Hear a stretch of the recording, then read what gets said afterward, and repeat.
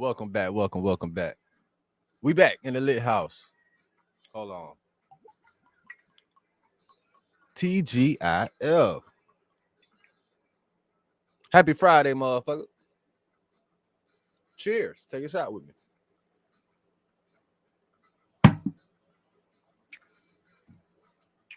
Yes. Yeah, we back the lit house. Home Inc. TV, hustles on a mission. Everyday shit media. Sponsored by dividendsapparel.com. Whatever you do, make sure you do it capital. Create a positive impact today and later. Forget the haters. Get your paper. Nah, fuck that.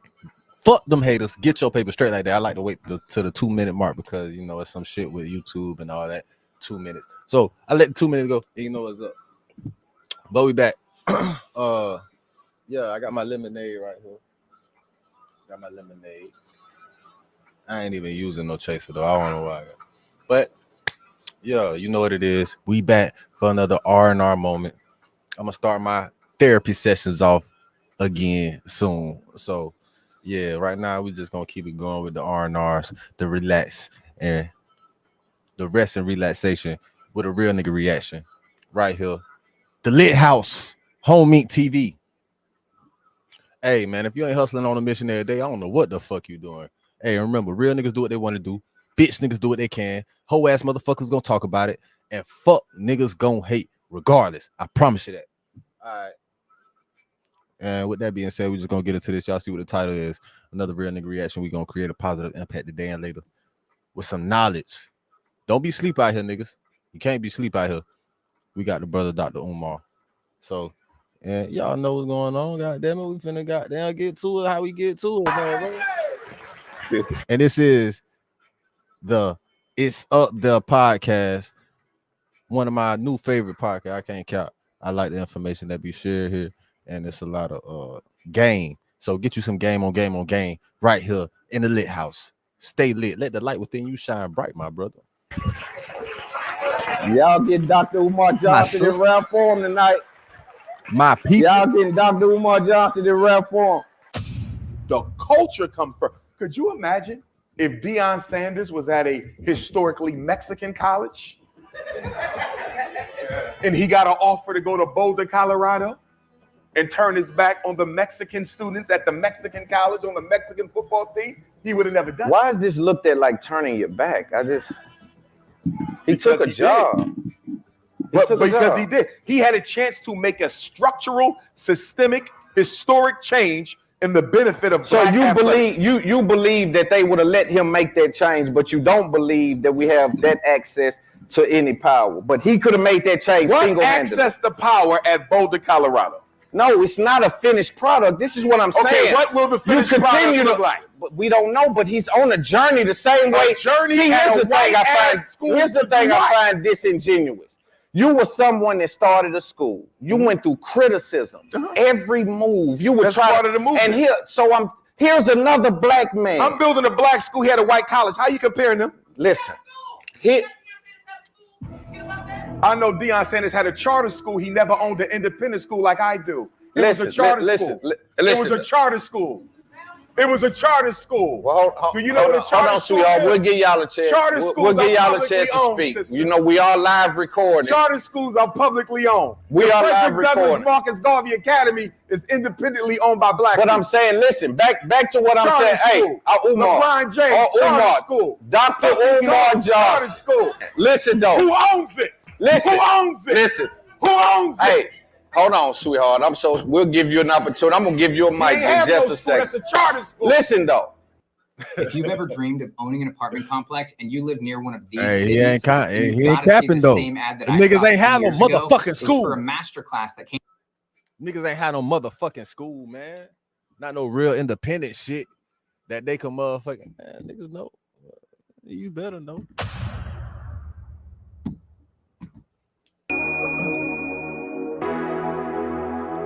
And them charter schools be funded by other people. That's what he's saying though. This shit gonna be funded by him. Independently. How the people. Thank y'all so much, man. Appreciate y'all.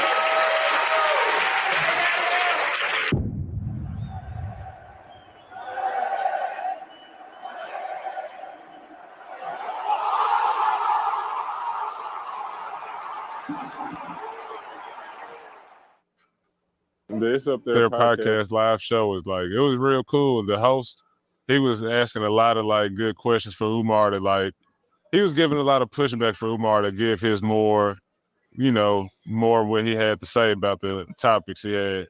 My experience of the It's Up There live podcast show was amazing. I came because I met Loon. Next time you have a show, I definitely will be in attendance. And I have my own podcast, so I'm definitely learning a lot from this man. King is giving me gems every time I see him. I really enjoyed the It's Up There podcast live show. I learned a lot. It's Up There live podcast show was amazing. It was a good time and always informational and the perfect date night for a Friday night. I think the It's Up There live podcast was phenomenal. Definitely a platform that I am so glad to be a part of. It was definitely enlightening and motivating and empowering. Oh, it was awesome. I am so glad. I had so many other things going on tonight, but I made it important. It was very important for me. And it was also important for me to bring my grandson or share with everybody I know. I'm working on myself. I'm not gonna do the shit that I would have normally do. Shout out to them people, man. Them good people right there.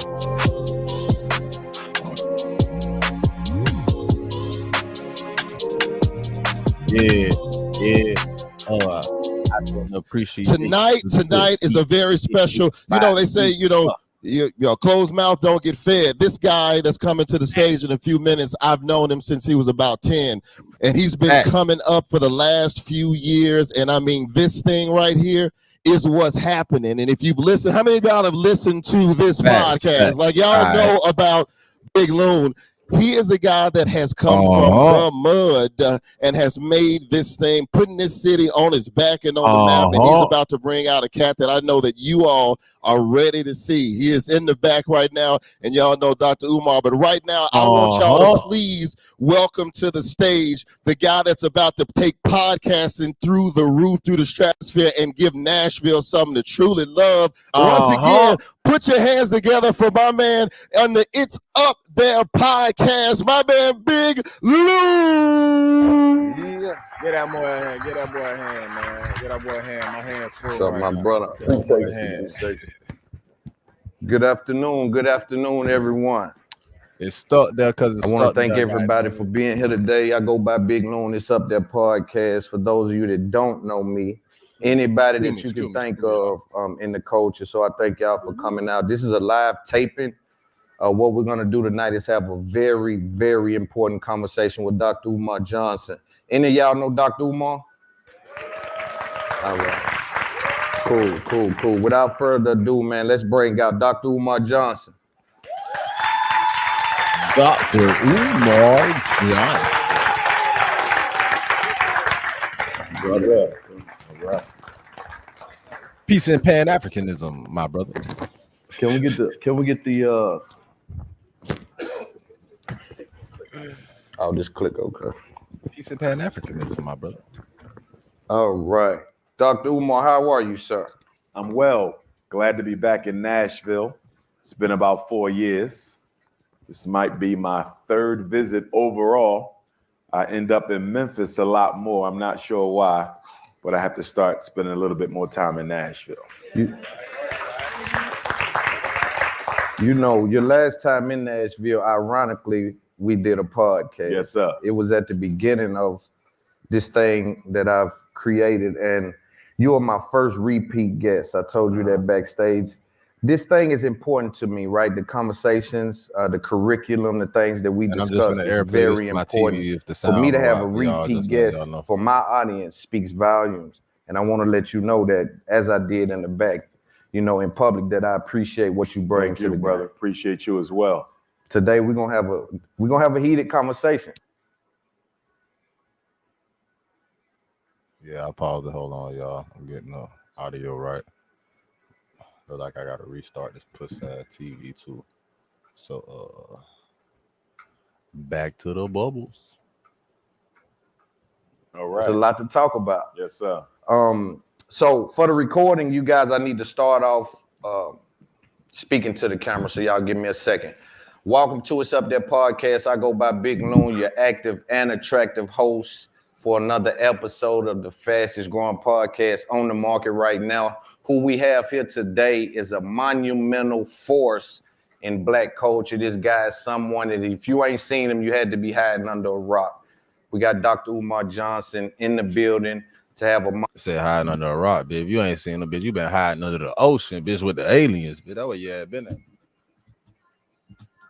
Monumental conversation. I don't want to, I told you back there, I don't want to really have a conversation about your school, because everywhere you go, we have the same conversations, and I think they put you in this spot where it's just comfortable for you to speak, and I want us to have a real conversation today. But for the audience, can you give them an update on your school really quick? Absolutely, brothers and sisters. And let me first say thank you to those of you who have supported and donated to the Frederick Douglass Marcus Garvey Academy. We get a lot of donations from across the state of Tennessee, a lot of them. That's real. And we just completed all the renovations on the Shout out to Tennessee. So now, yes. Shout out to that, man. So I'm going to complete the renovations. We have an HVAC inspection that'll take place in a few days. Then. And then we'll be applying for our certificate of occupancy. They're going to twirl them from on the that city of inspection. Wilmington, Delaware. Once that's done, I'm going to tell you what they do to niggas on inspections. Twirl them. On the first one, they going to twirl you. So, bitch, I hope you went through that bit double check, triple check shit, because they like to twirl your ass on inspections, especially when you a nigga. Done. We're going to have a paint day to paint the school, a cleanup day to clean up, ain't much to clean up, and then a furniture day to move all the school furniture in, and then we're going to have a grand opening for the... Hold on, y'all. I'm airplaying again. So I paused it. Get shit right back. All right.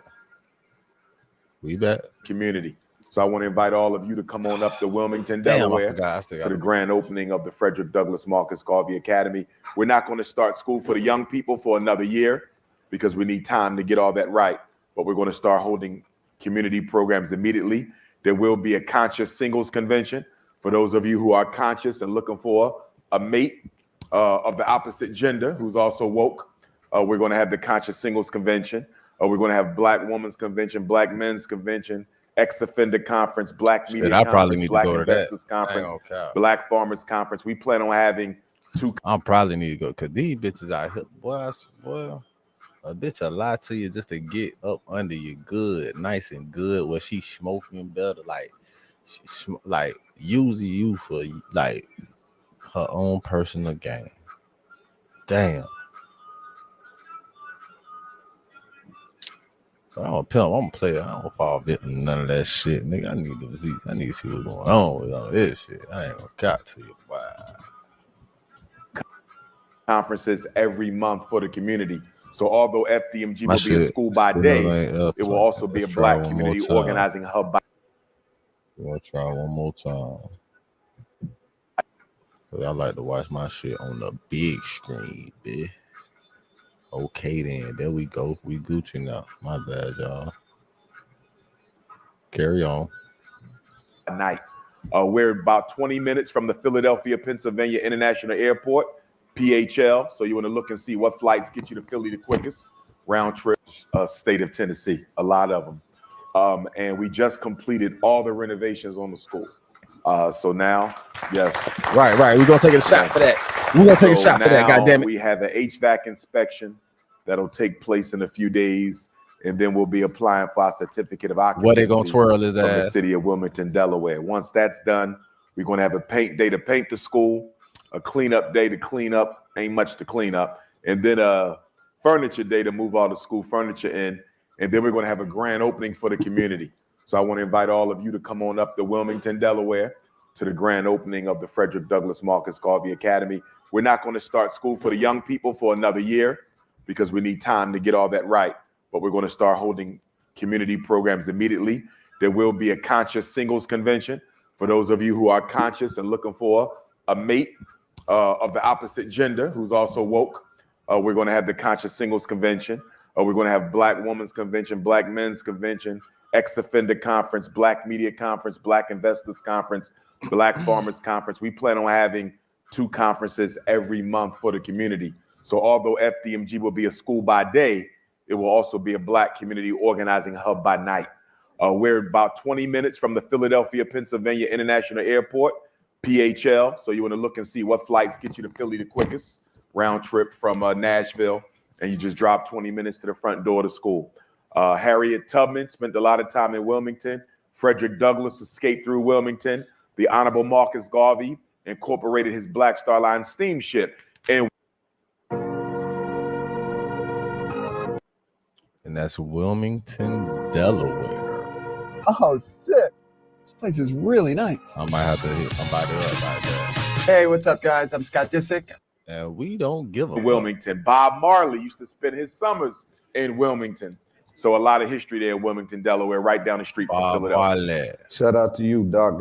I know building that school. I know what it's like to build something, but some of that magnitude, man, just monumental. Don't live the that fight it's a mean fight. It was a hard road, my brother.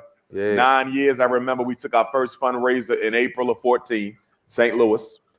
We wanted to purchase the St. Paul's College in Lawrenceville, Virginia, an HBCU that was closed down. They wanted $2 million. We didn't have any money.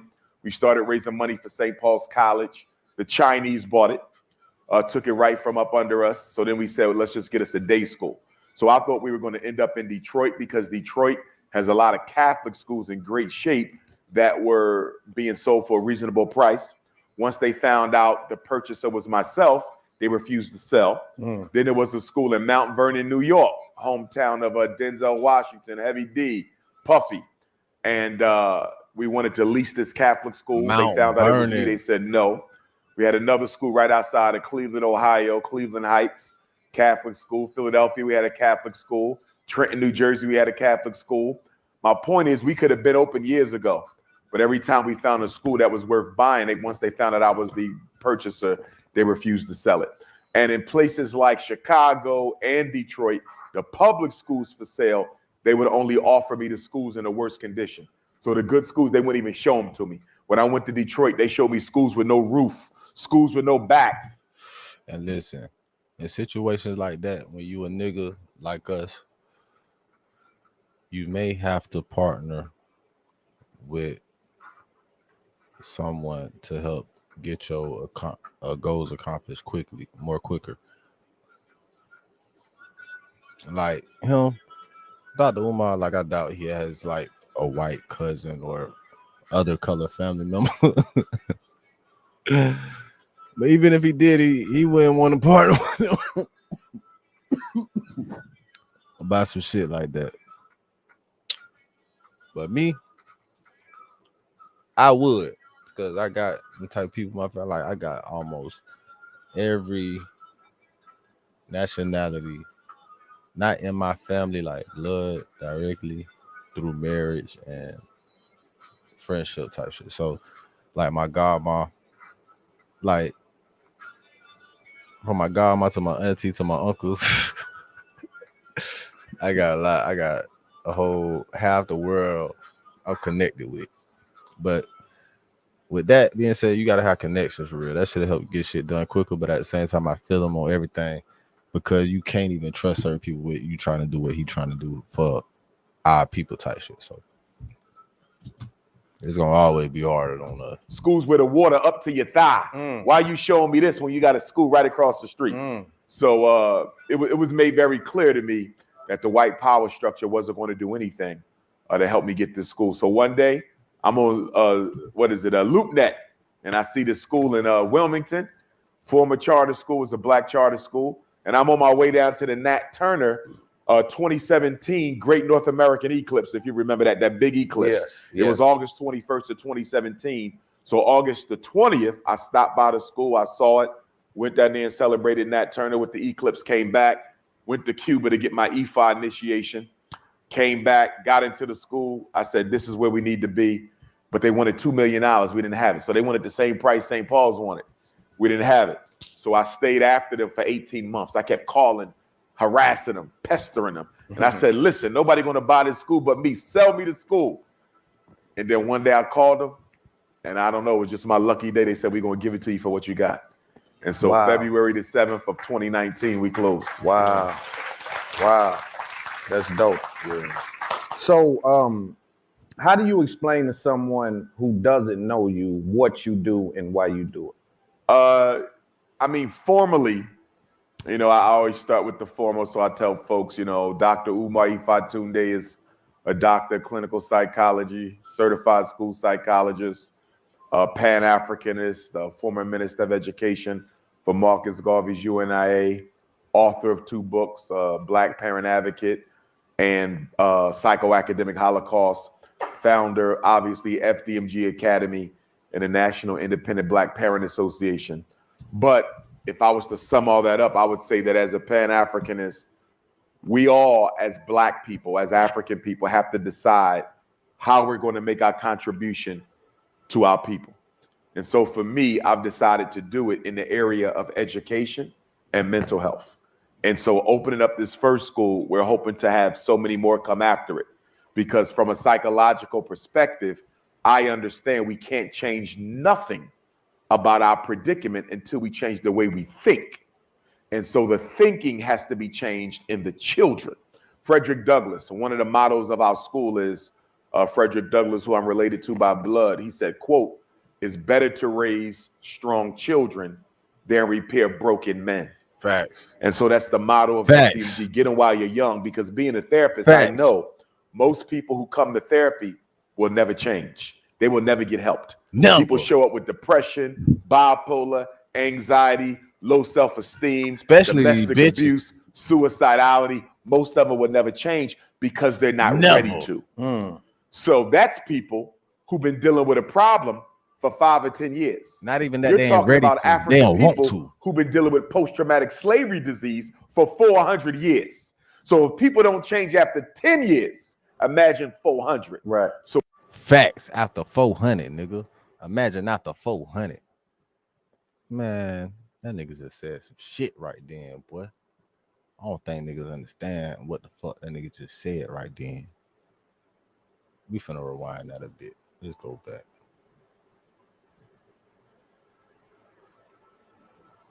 No, we not. You could rewind it your damn self. This shit already long. So we have our work cut out for us, but I definitely believe that the mind, we have to start with the mind. There's no economic revolution. There's no political revolution. There's no social revolution. There's no cultural revolution. There's no spiritual revolution without the psychological revolution. And if you study all great movements in history, everyone, Chinese Revolution, French Revolution, Russian Revolution, Nothing. Cuban Revolution, American Revolution, African Revolution, Vietnam Revolution, they all started with an educational system to transform the way the children thought.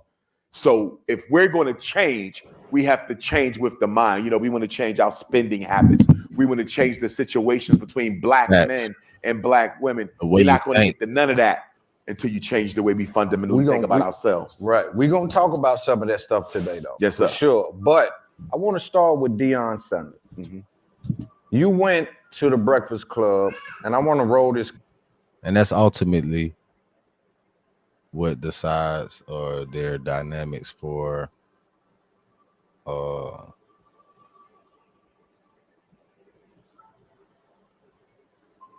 geniuses and such of high people of intelligence of high IQ. It's the way they think, not how they think or how intelligent they are. It's the way of thinking, which categorizes some people as geniuses or highly intelligent with their IQ. It's the way of thinking. Clip, because I want you to kind of further speak about what we saw here on the Breakfast Club. Let's pay attention.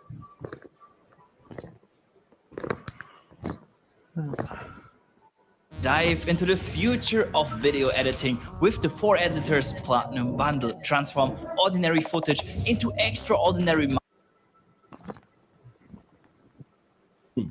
He never said, I can be gone in 3 years. What does it matter, though? His contract is I'm only going to tell you for 4. why it matters. I'm about to tell you right now why it matters. Because he damn wrong. Now, if he told them, if I'm going to go back and study some more, but from what I seen him say, he was not that direct. But Definitely if he was, and that's not what I saw, so we disagree there. But if he was, he's still wrong, but it's a low level because at least you was transparent and you gave him informed consent. They knew you could leave at any time. That's right. Okay? Still wrong. I'm going to explain in a minute. Now, if he didn't tell them that, okay, and I'm hearing from people who know athletes on that team that they were not told it that way. They weren't listening. And they're upset. Because he said that on 60 Minutes. Okay?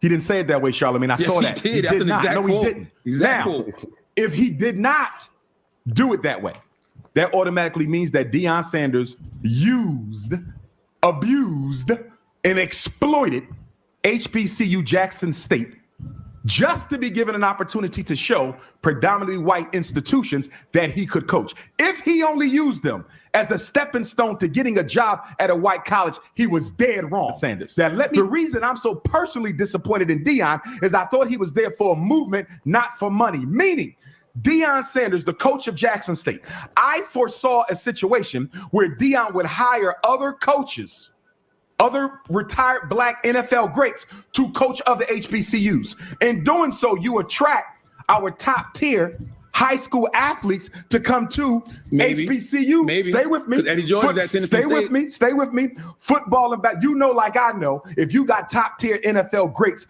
coaching HBCUs, the athletes are coming just like they was coming for Deion. He showed you, Charlamagne. Deion, though. He showed Dr. you. Umar. And his other was just Deion's as one of the great. most famous people ever. And his other was just as great. So listen. Eddie George at Tennessee State. That's one person. We talking about a system, not an individual. So, depending on white money, you got HBCUs at risk of being closed. I read something that said almost a half of them. A half may not survive the decade. So this was bigger than football. This was about the survival of the HBCU. It's bigger than Deion, especially though, Dr. Umar. no, Yes, no, it is. I think- no. So I wanted to play that, and I want you to build on that some. For those of you unaware with that clip, and just to give some context and some groundwork around it, that clip was in reference to Dr. Umar's opinion about Deion Sanders leaving Jackson State and headed up to Colorado to coach that team. You mind building on that? I want us to have that conversation. Sure. First, I want to say that I have tremendous respect for Deion Sanders and what he's done. For a long time, he was one of my favorite NFL players. I have nothing negative to say about him as a human being or as a man. We're speaking about his obligation to the black community and what he was in position to do to help secure the legacy of HBCUs. On my Twitch right now. Now, the other day, Deion Sanders. Hold on, before you go, because I know you got a lot. You believe Deion can secure the future of HBCU? I believe he had a strong chance of being able to lay the foundation for doing so, yes. So laying the foundation and securing is different. We can not necessarily, because we have to see it in motion.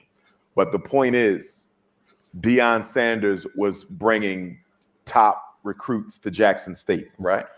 I saw Deion Sanders as being the catalyst of a movement where ex-NFL greats and NBA greats would occupy the coaching ranks at the premier HBCU campuses, pulling all of our talent that is exploited by the PWI back to the HBCU.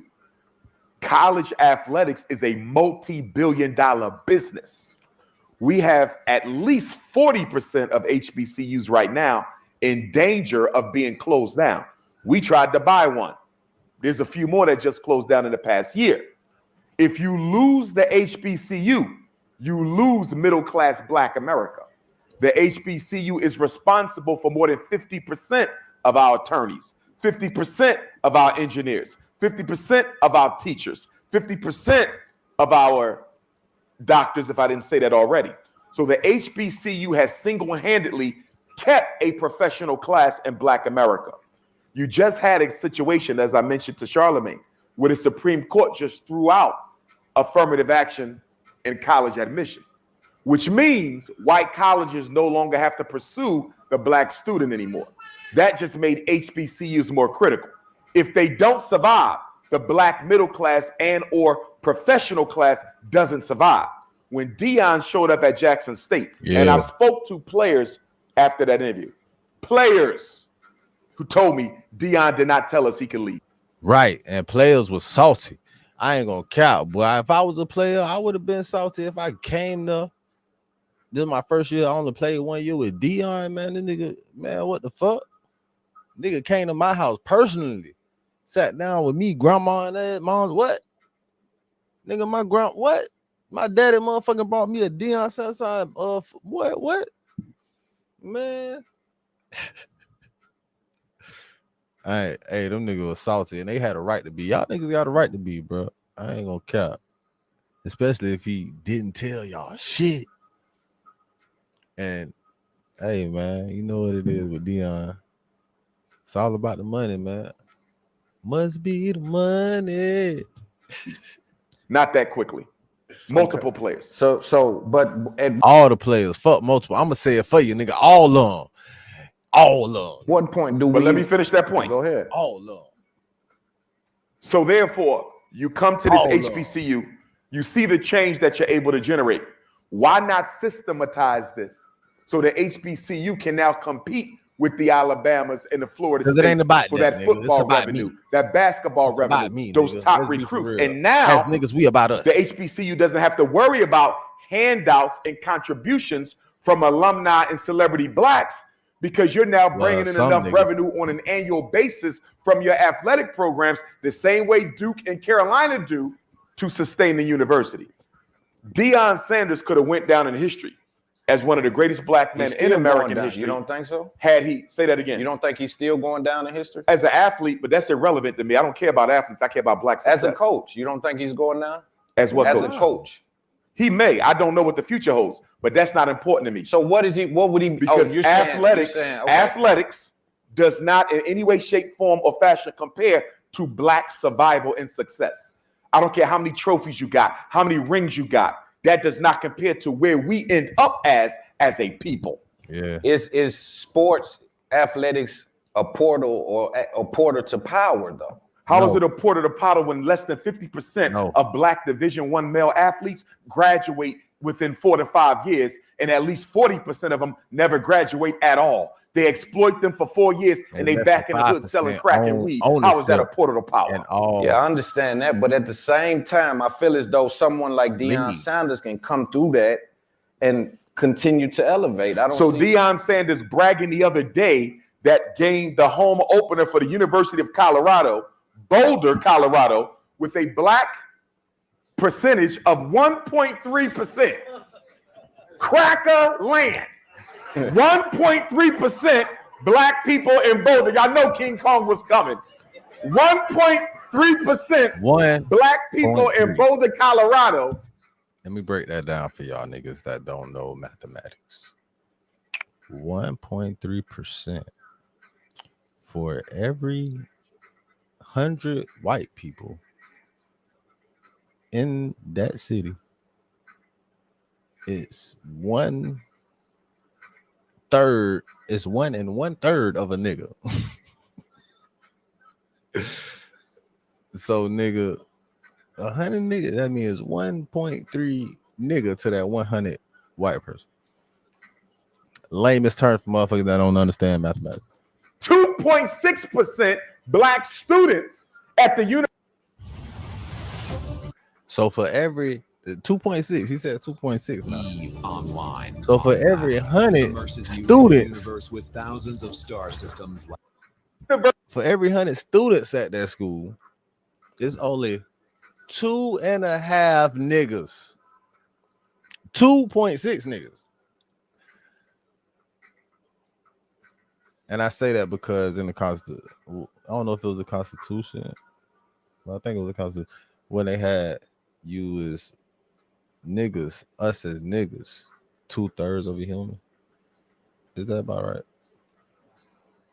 University of Colorado, Deion bragging that the home opener made $18 million. What did that do for us? I heard. I mean, I understand that, but I think he's thinking about his journey. The same. Way, hold on. The same way you're thinking about your journey. No, my life is for the people. Everything I do is for the people. All right, I understand.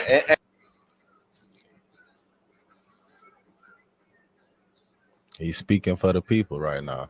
Voice of the people. We're gonna grant him voice of the people. What they call Lil Durk, the voice. Shit, nigga. Dr. Umar, the voice of the niggas now. He the voice of us. He the nigga voice. He the African voice. I can't say nigga when I'm speaking about him. My apologies, Dr. Umar. I apologize, but this is a real nigga reaction. Goddamn it, you the nigga voice when it comes to this reaction. This the new nigga voice. If there ever was a previous nigga voice, this the one. Goddamn it. And you know we're gonna have some clapping. The voice and all of of the that. people. You're gonna have it. It's funny to me. Because I'm the realest man in Black America. Listen. Hey, I'm the realest nigga I know, but shit, he close second.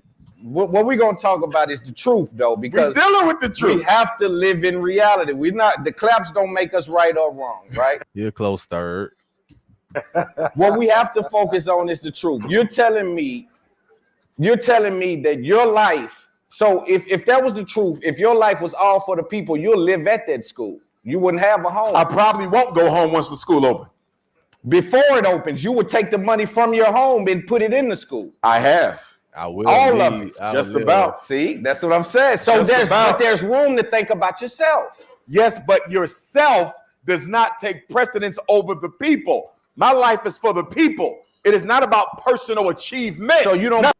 Hey, whatever you do, create a positive impact today and later. If you don't have kids, you probably won't understand what I'm saying when I say that. If you have kids, you will understand about creating a positive impact today and later. It's not for us, this for our kids. Because we ain't gonna take this shit with us. Nigga. Nothing wrong with that.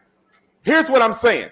Because I don't want to make it all about Dion. You understand? Right. This is a systemic problem we have as Black people, where we never subvert the personal agenda for the best interest of the race. That's where we have to go. Chinese, the race come first. European Jews, the race come first. Arabs, the race come first. And with Black people, ourselves come first. And that's why we can't win. And that's what I was just saying. I was just saying how niggas think about themselves first. How we selfish. I was just saying that, wasn't I? All power is in the group. Teamwork makes the dream work.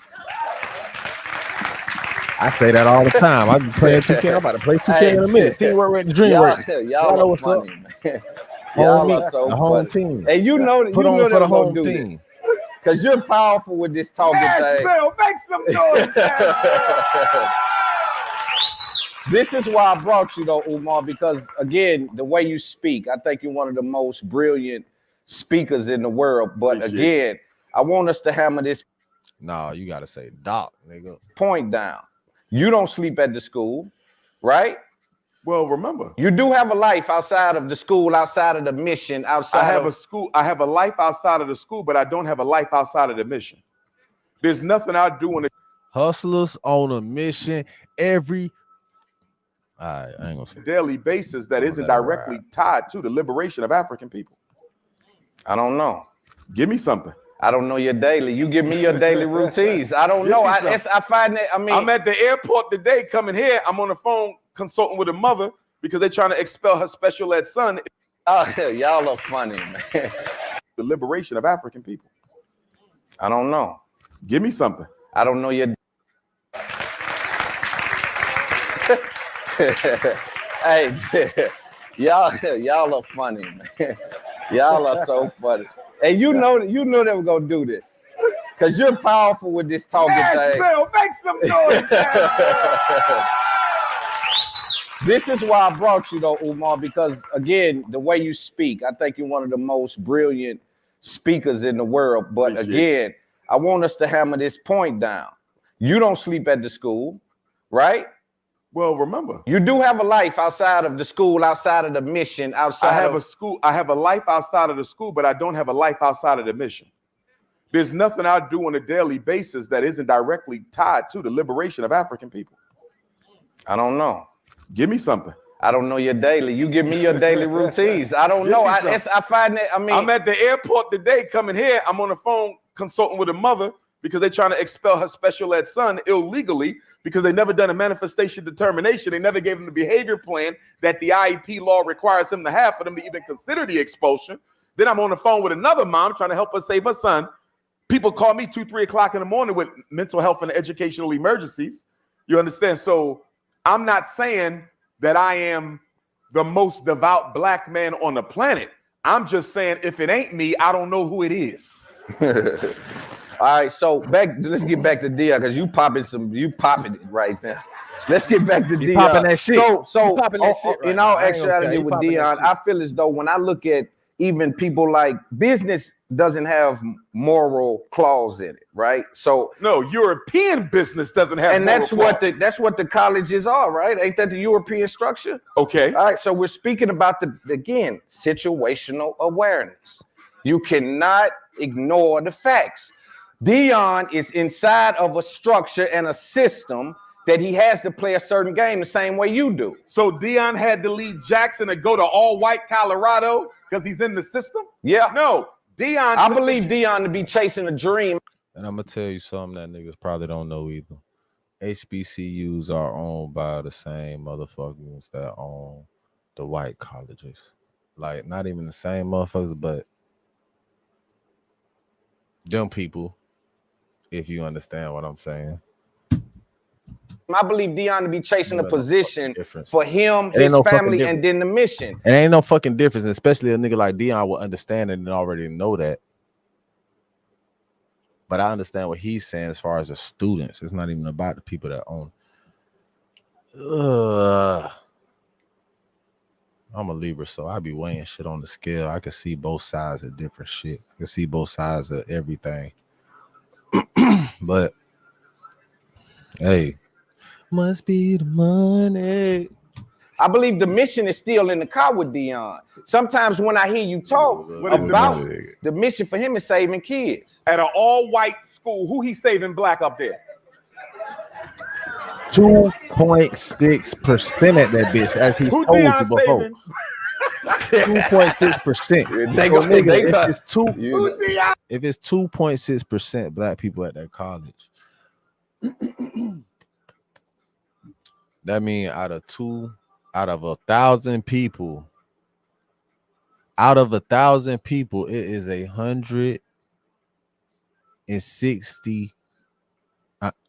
260 kids, excuse me. Out of 1,000 people, it's 260 black kids.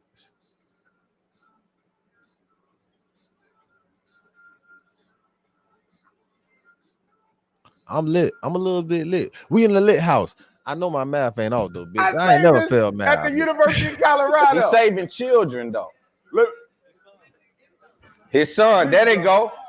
Whose son? His. Did you save your daughter?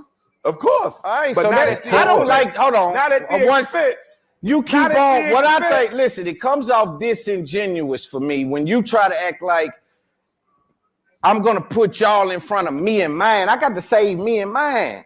He got his son with him. He is on a mission. I didn't know Deion Sanders was broke and poor in the hood. No, not at all. Okay, but then. my mission ain't accomplished. You ain't broken poor, but your mission ain't accomplished. Okay. So every day we wake up, we go towards the mission. How is his mission tied to the white college? His mission is tied to success and results.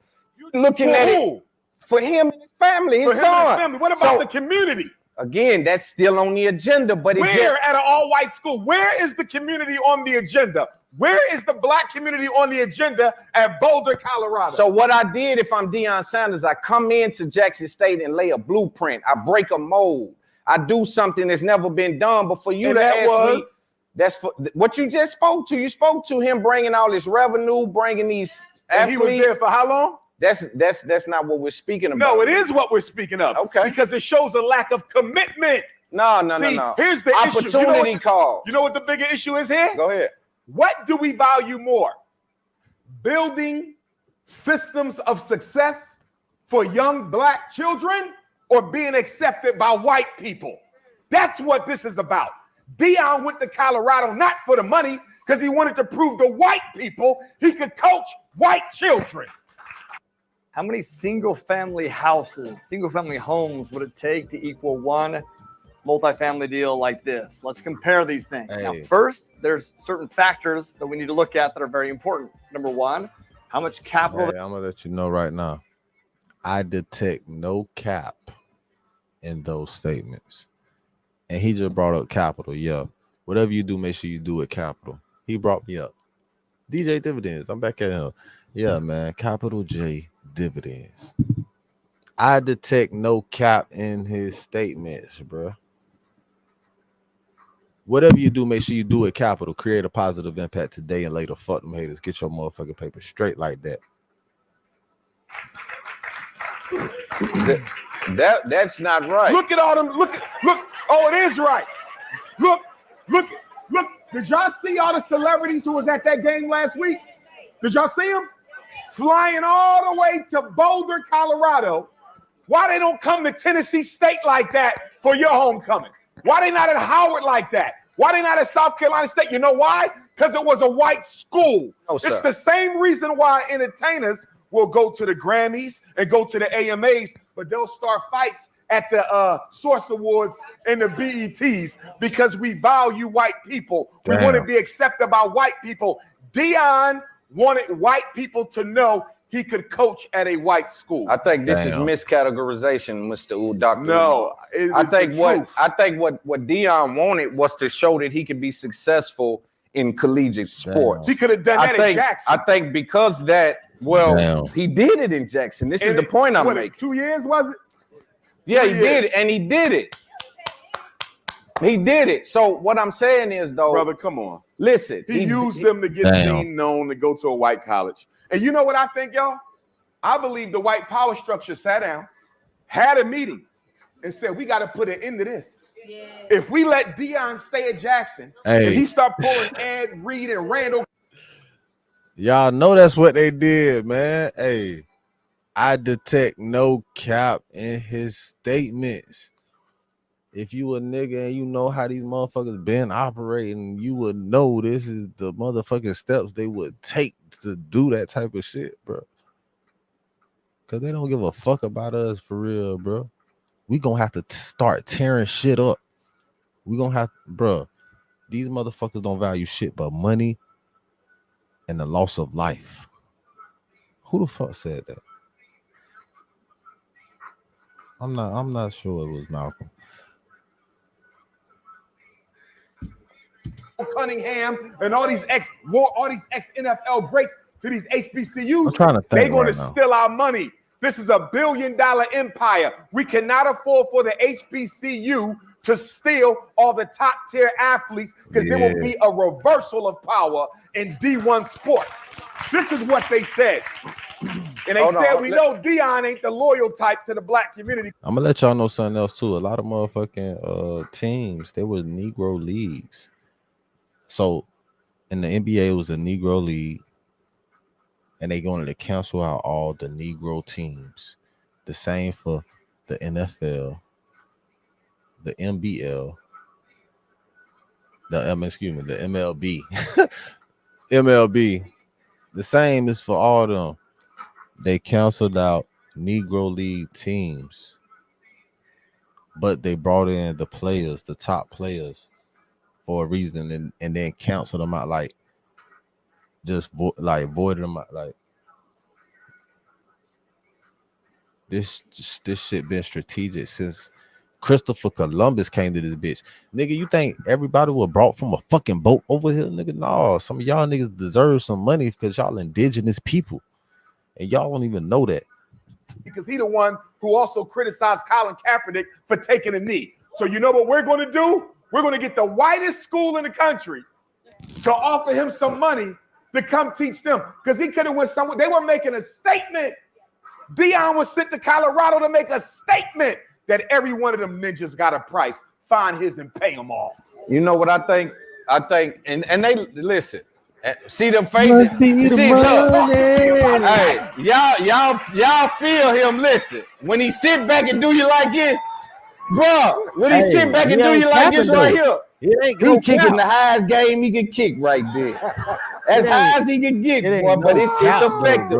Listen, I think what I believe is that in college sports we have to be effective to get hired to do certain things. Just like you, I want you to look at it through your lens and the things you've been able to do and how you had to exit certain routes. You had black people come and try to fix your school up, and you had an issue with that. Sometimes the power structure calls for us to need a handoff, need an assist, need something to That put had us in a nothing to position. do. Black contractors scheming and scamming ain't got nothing to do with Dion running to 1.3% black. This is what I'm saying Boulder, about Colorado. So here let's wrap that around. HBCUs and business in general, not HBCUs, but business in general has no moral clause.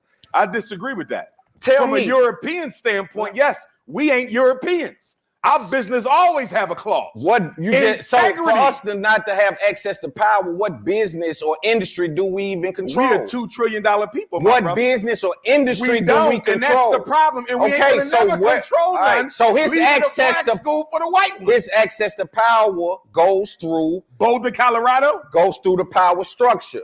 All this money Dion making for them, by the time he's done, he would have made far more for them than he earned from them.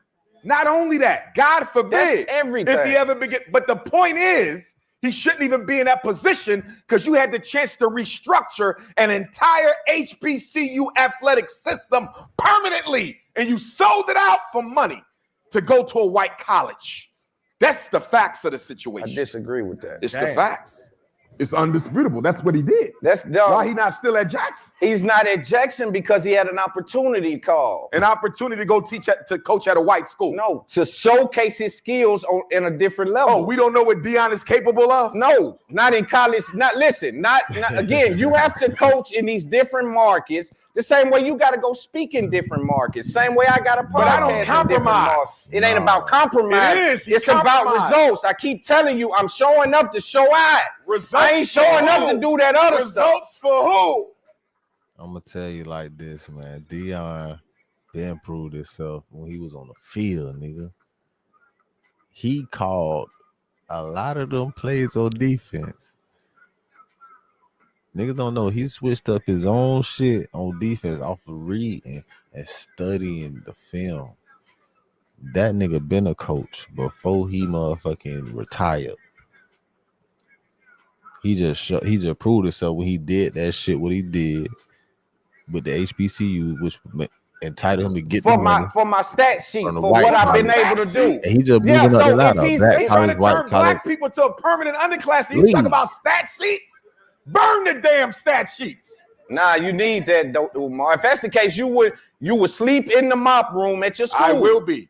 I don't think I'll ever leave once I get there. These are future plans, but this dude here is working now. I'm telling you, if you believe what you're telling me, you will walk in that school and say, "Damn it with the house, damn it with the car."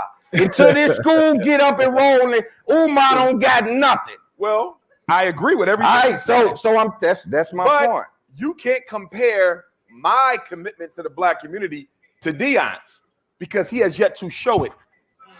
You don't think he's saving children? Doing what? Being the motivation. That's funny. Hey, you see how they laugh?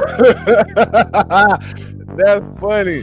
Bitch, that was funny as fuck. That's why people just laugh like that. Man, that's just fun. Being a motivation.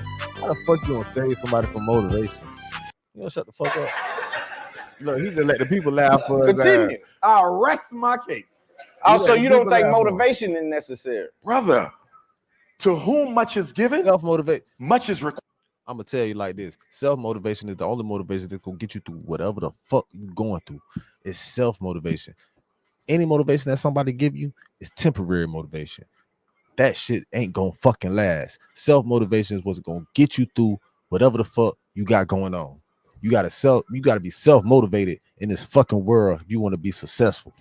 You telling that to me, and I got a lot. Dion has a lot. Yeah. And what the fuck he's speaking about is inspiration. That shit ain't no fucking motivation. So for you to tell me that he's somehow benefiting black children because they see him winning at a white college, that's the same argument Obama maniacs made when Barack was in the White House and Negroes said just him being there was a benefit to black people. Only problem with that, it didn't play out in the statistics. And I'm gonna tell niggas right now, I ain't vote for Obama, not the first or the second term. When I was able to vote, that was my first legal age to vote. And I said, why the fuck I'm finna vote for this nigga? I know he finna win because I know what the fuck is up with the world and the government and the. You better know.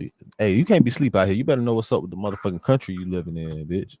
High school graduation didn't go up. Crime didn't go down. You understand? We didn't do better on a single index in this country as a result of Obama being in the White House. So now you're giving me Deion on a white football field, Barack Obama in the white man's house. Listen. They're clapping for nothing. They're clapping for nothing. No. Look, he mad. For the truth. Why you mad? They're clapping for nothing. Why he talking about they clapping for nothing? Hold on, you ain't just here with. Oh, now that sound like borderline hate. He's getting upset because his crowd is not understanding what the fuck he's saying, because he not like he upset because the crowd not agreeing with him, and it's his crowd, it's his shit, this his show, he the host. Man, you don't cut it out, bro. Man, let's go back. Let's just see. You say they clapping for nothing. Let's go see what they clapping for. I agree with everything. All right, so I agree with you. That's my point. He just said I agree with you. Compare my commitment to the black community to Deion's because he has yet to show it. You don't think he's saving children? Doing what? Being the motivation. And that's when they switched on his ass right there. Talk about being a motivation. Continue. I'll rest my case. Also, you don't think motivation is necessary? Brother, to whom much is given, much is required. You telling that to me, and I got a lot. Deion has a lot. Yeah. So for you to tell me that he's somehow benefiting black children because they see him winning at a white college, that's the same argument Obama maniacs made when Barack was in the White House and Negro said just him being there was a benefit to black people. Only problem with that, it didn't play out in the statistics. High school graduation didn't go up. Crime didn't go down. You understand? We didn't do better on a single index in this country as a result of Obama being in the White House. So now you're giving me Deion on a white football field, Barack Obama in the white man's house. Listen. They're clapping for nothing. They're clapping for nothing. No, they clapping. They clapping because he just made a point about how the fuck it don't matter, nigga. He made a fucking point about that shit don't fucking matter, bro. Like this nigga in the White House, they said it made it matter just because he a nigga in the White House. I don't think he did. I don't think he did. They're clapping for nothing. It's hard. It's hard because you're not even getting through it, and they're clapping. So I know they're clapping for nothing. No. They hear me, but more than hearing me, they feel me. Yeah, they feel you. I feel you. I believe you to be the truth, like I always say. Yes, sir. But I'm telling you that I believe you not to believe what you're saying. I don't believe that you truly believe that someone should put everything they have into the mission. I don't Why see not? you That's doing the that. only way we win. I don't see you doing it though. You don't see me doing it? No. Okay. Show me another psychologist who has done more to change the way black parents deal with the mental health and school system in this country. I haven't seen. I know what you do, and for the sake of conversation, one. let me push back. In history. For the sake of conversation, history. I will push back. Where's the result? Show me some numbers. And I like this. And he said he fucked with. So it seems like he may be just trying to play devil's advocate for the sake of the show. And that is genius and brilliant at the same time. So if he playing devil's advocate, but I said, like, I could feel him. But it seems like he is getting a bit frustrated with his body language and his responses. So I don't know if he's really playing devil's advocate or this is really like he said, I don't really believe you. I don't think he really like. I feel you know, like I wouldn't believe niggas either. I don't trust none of these. I don't believe shit. So I Show feel me you, something tangible I can. feel you. I'll tell you what I'm I gonna feel do. you, Loon. I'm gonna have Hey, it. Bit Loon, I feel you. I don't be. Hey, I don't believe in shit either. Bro. I feel you, Bit Loon. I don't want you to think I'm gonna get shit, nigga. I fuck with you, nigga. I feel you. I feel you, nigga. Every parent I've ever saved and child I help email you directly. And then you can take it from there, my brother. All right, now I'll definitely have it. I'll pull it up on Black power. on the interview. Black You see, power. and here's the Black power yesterday, black power today, and black power tomorrow. Tomorrow. But most of all, black queens forever, snow bunnies Never, nigga. Never, nigga. And whatever you do, make sure you create a positive impact today and later. Fuck them haters. Get your paper. And real niggas do what they want to do. Bitch niggas do what they can. Whole ass niggas gonna talk about it. And fuck niggas gonna hate regardless. I promise you that. Y'all get Dr. Umar Johnson in rap form tonight. Y'all getting Dr. Umar Johnson in rap form. So, how far are you willing to go for your children? Sir. Yes, sir. As far as nigga to the mission requires. To the grave, to the See, dirt, here's the nigga. thing. We have different value systems, right? And the problem with Black people is we operate on a platform. Hold on, that nigga say, how far are you willing to go for your children? I'm willing to go to the end of the earth in the grave under dirt. You hear what I'm saying? That's all I'm saying. For my jit, I got one. To the end of the earth, nigga, to the grave under dirt, boy. Of I will selfishness bury your- and individual agenda. Every other dying group, for mine. the culture comes first. The culture comes first. Could you imagine if Deion Sanders was at a Living for mine, I'm historically killing for mine, Mexican I'm college? gonna motherfucking go all out behind. So today's the day. I've got my Yeah, I kept saying RCA that, mock but this system and motherfucking Coyote ad was coming in. appliances. And I'm gonna rewind that shit anyway. But nigga, what you gonna do for your seed, nigga? All this bullshit you got going on, bro. You gotta cut that fuck shit out, bro. What the fuck you willing to do for your seed for real, nigga? Like, think about that. If you ain't willing to do, put your life on the line, put your all into it for your seed future, what the fuck is you doing, nigga?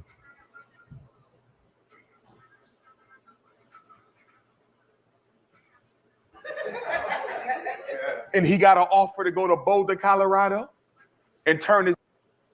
Then you can take it from there, my brother. All right, now definitely have it. I'll pull it up on Black power. on the interview. Black You power. see, and here's the Black power yesterday, Black power today, and Black power tomorrow. But most of all, Black queens forever, snow bunnies never. Y'all get Dr. Umar Johnson That's in fucked rap up because I form just tonight. seen a little nice snow bunny that I Y'all get wanted Dr. to got Umar down Johnson make in a rap snow form. anchor with. So how far are you willing to go for your children? As far as the mission requires. See, here's the thing. We have different value systems, right? And the problem with Black people is we operate on a platform of selfishness and individual agenda. Every other group, the culture comes first. The culture comes first. Could you imagine if Deion Sanders was at a historically Mexican college and he got an offer to go to Boulder, Colorado, and turn his back on the Mexican students at the Mexican college on the Mexican football team? He would have never done it. Why is this? He would have never done that though, Umar, because it's fucking cartel members' sons on that fucking team, nigga. And you know that.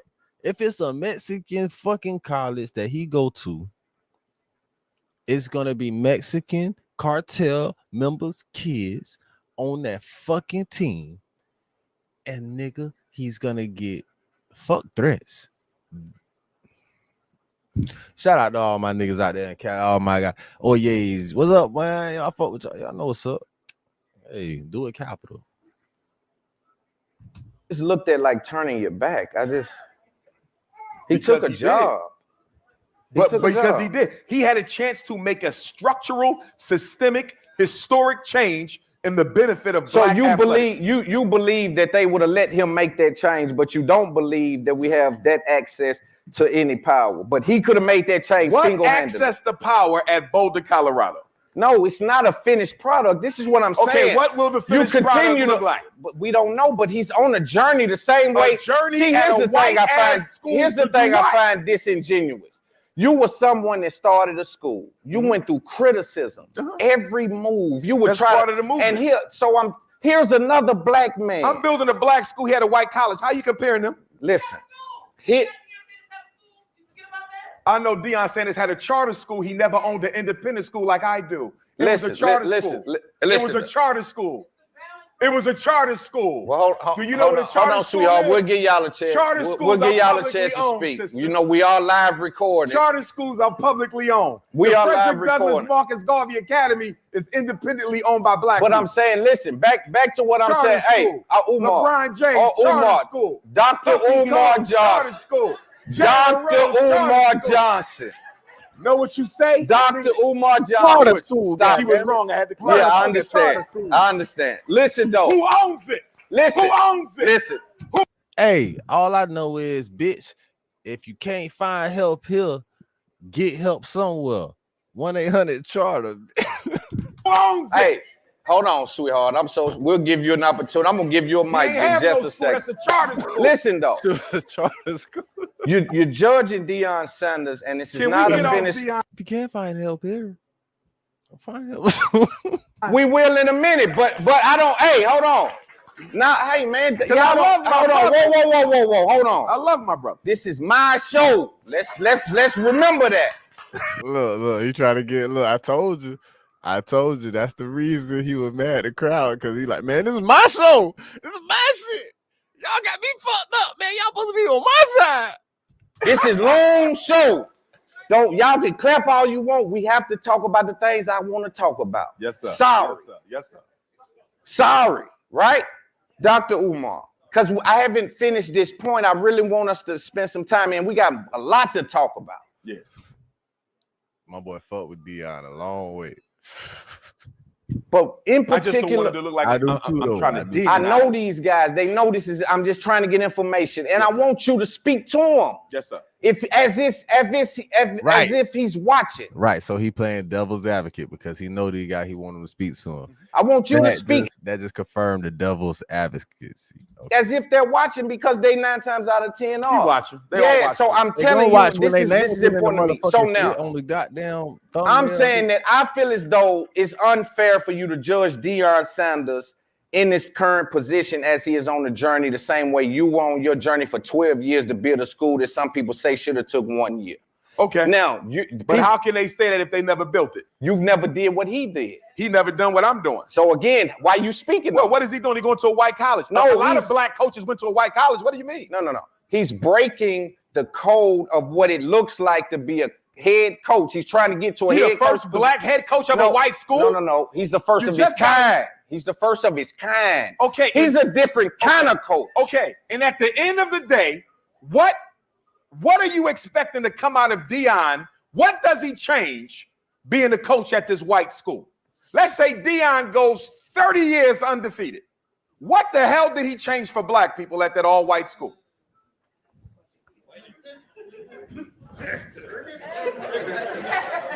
I mean, that's a loaded question. He can change a No, lot it of ain't things. loaded. Yeah, see, you can't tell me what a loaded question is. These are tactics, and I know you're a great speaker. Stop the tactics. You know, the this, the did. These are tactics. These are tactics. So we want to just have a. Now listen, I believe him. Let's just move off Deion, because I feel as though. please. Hey, look, I feel as though you clap too much. We going back. Not everybody That cares nigga about funny. problems. Hey, that nigga, hey. Some people just That want nigga a crap. real street That's nigga. you. Hey, clap That's too what much posts going is back, not nigga. for. I don't give a Every damn what month you they say fill about your that, cart nigga. with We got there suggestions. going this shit all day, nigga. I don't give a fuck. I ain't got time. I got time. I got time today, nigga. I don't give a damn about what you do. We can go back. We can do this shit all day. Clap I too got much. time We today. going back. Let's talk about ESPN. That was that. I got time today, bitch. I don't give a damn what you do. ESPN and Fox. What we saw with Shannon Sharp, according to Stephen A. Smith, Skip Bayless, and Shannon Sharp had a run-in, and he was let go. This news just came out. A lot of people thought he left on his own or on some kind of good. So Shannon and Skip had a run-in. Yeah, there was some On his argument own. live Backstage. about. No. Man, listen, I'm gonna tell you, a lot of times when niggas leave on their own, motherfuckers to make it look like, oh yeah, they was let go, this and that. Like my homegirl just went through a situation. She had to put in her 2 weeks, and they let her go a week after she put in her 2 weeks. Like, what the fuck is y'all talking about? She ain't had no motherfucking, like, bro. I don't know why they do niggas like that. And this bro. Fuck them. Hey, do it capital. Doors close, so other doors. But doors close because other doors are opening for you. And even if you don't find them doors, nigga, I bet you it's a fucking window, nigga.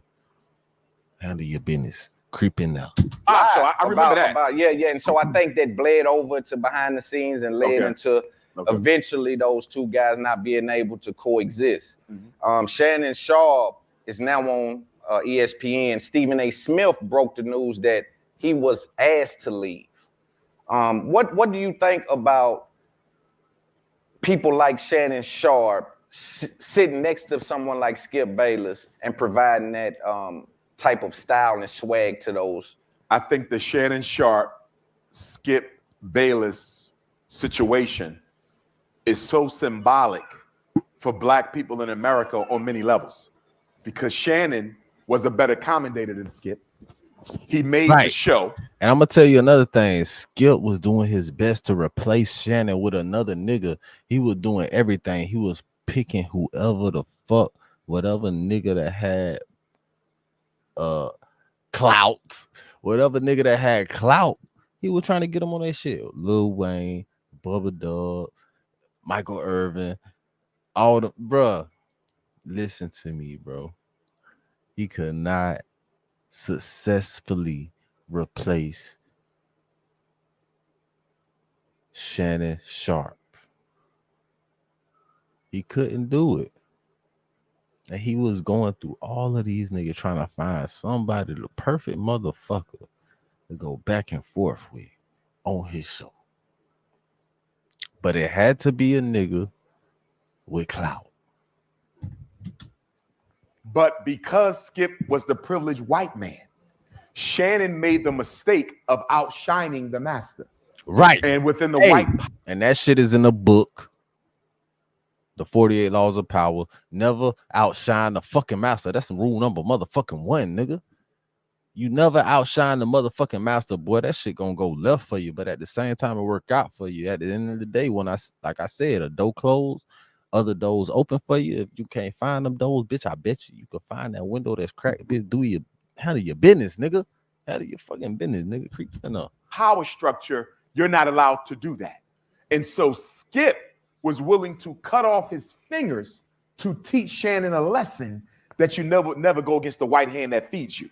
And so it was unfortunate, like they always do. But I'm glad Shannon is gone, because to me, I believe he was selling himself short, like they always constantly do. Trying to play humble Black man to this arrogant white man. You think he played humble up there? I've seen him do many a times. And you saw it on y'all saw him when he kept trying to ingratiate himself to Skip. He tried to win Skip. Give me some back example. over. Give me an example. Just in the nonverbals, in the language, in the deference. He always tried to make sure he didn't go too far challenging Skip. He always started the shows with the hand. Right the pan. You know, he wanted it. He didn't want to leave. I think Shannon tried to win Skip back over, but Skip, being the slave master he is, he needed to teach Shannon a lesson. And although his ratings are going to drop, in Skip's mind, it was well worth it, because in the mind of a white man, what good am I if I can't even check a Black man? So that was all about race, and it was about power. And I think Shannon may have not fully understood the rules of racism. And the first rule of racism is... Listen, one thing about it, I know Shannon understood the rules of racism because he a nigga from the South.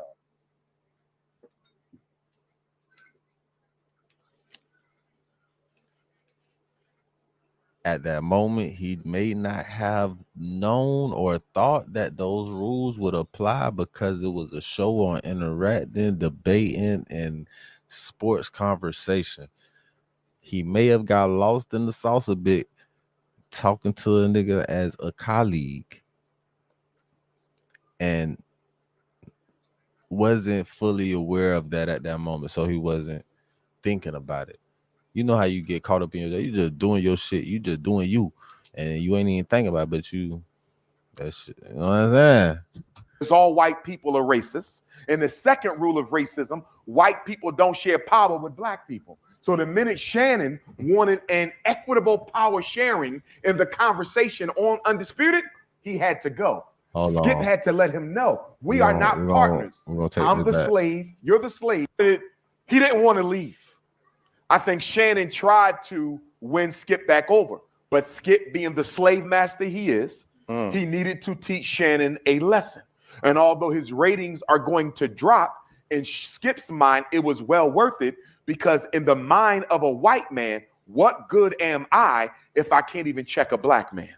So that was all about race, and it was about power. And I think Shannon may have not fully understood the rules of racism. And the first rule of racism is all white people are racist. And the second rule of racism, white people don't share power with black people. So the minute Shannon... That's cold, though. That's cold, bro. I wouldn't say that, man. I wouldn't say all white people are racist, but damn. Let me think about this, because I got white family members and cousins and aunties, shit like that. Let me think right quick. Let me just think. No, I disagree. All white people are not racist. My auntie assisted me numerous times, and I don't even believe I asked her. Even with trying to get y'all like shit like that.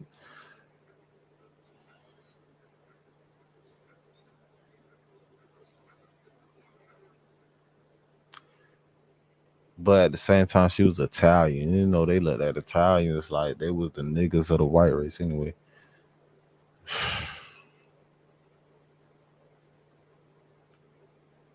I can't say that. Maybe I feel different because I helped raise some little white niggas. But that's probably how my grandma felt. That's probably how these niggas' grandmas felt. That's how these niggas was motherfucking brainwashed, traditionalized with how they came up. You was helping other people raise their kids, nigga. Just like your grandma. Your grandma was not even around to help raise her kids to the fullest potential, but helping and breastfeed up. Like, that shit go back. Niggas don't even think about that. Let me think about this. He said rule number one. All white people are racist. Damn. Let me think about that. Shit.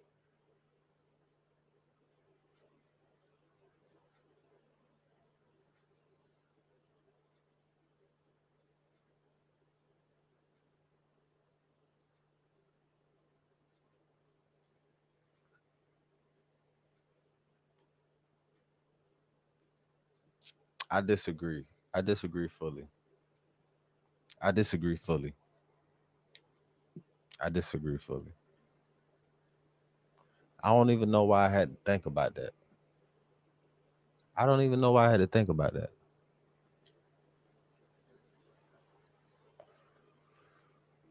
Yes, I do. Because I'm a nigga. Regardless. And I can't be sleep out here. Just like you can't be sleep out here. That nigga said rule number one. All white people are racist. So what are the white people that marry niggas? They using niggas? But it's a nigga I know. He was viral for having 3 white wives. Is it possible they could be racist too, but they just using a nigga because they feel like they using a nigga, but he really using them at the same time? So who really? Damn.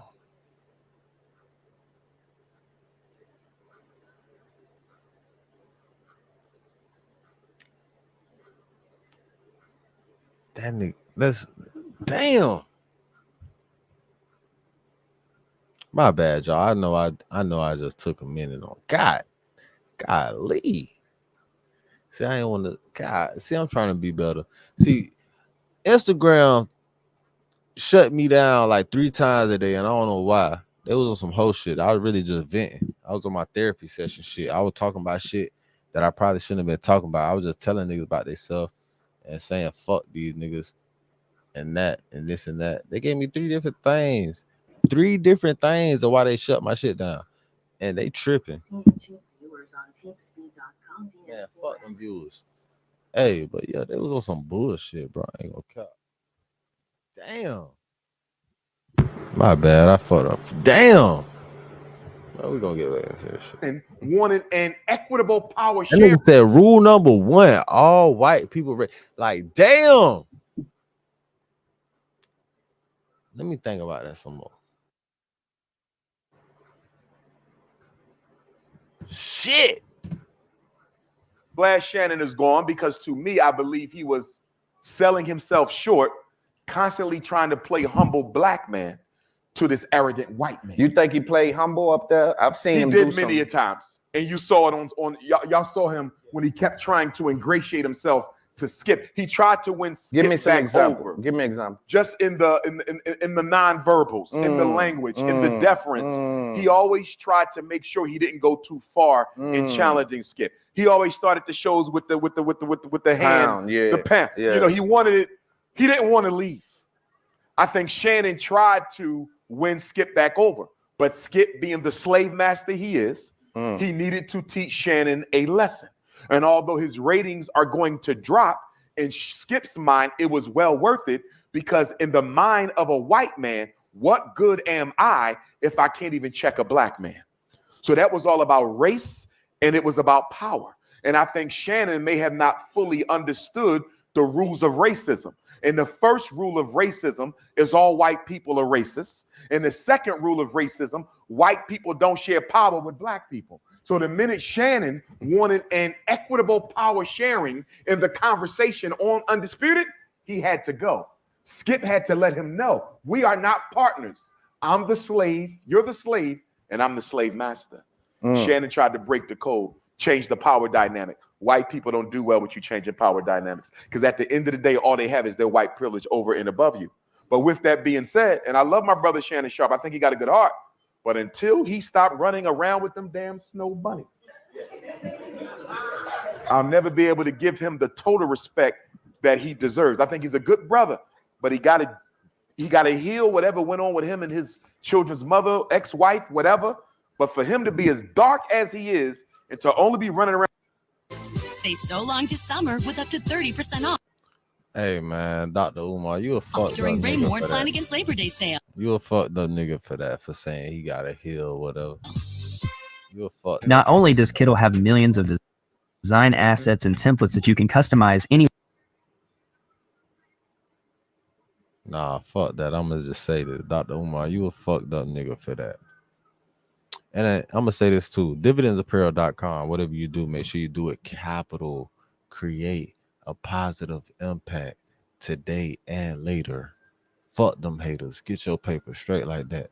You feel me? We got a whole bunch of new shit right here. You know what I'm saying? Y'all can scroll through and y'all fuck with the kid on dividendsapparel.com. That's dividendsapparel.com. Yeah, man. But like I was saying, Dr. Umar, you a fucked up nigga for that, man. Like, I say that because I was recently entertaining the idea of a snow bunny of some sort. What the fuck not, man? These, like, I digress. I just say that to say that was funny. It was funny, y'all. All right, let's get back to it. So love isn't love.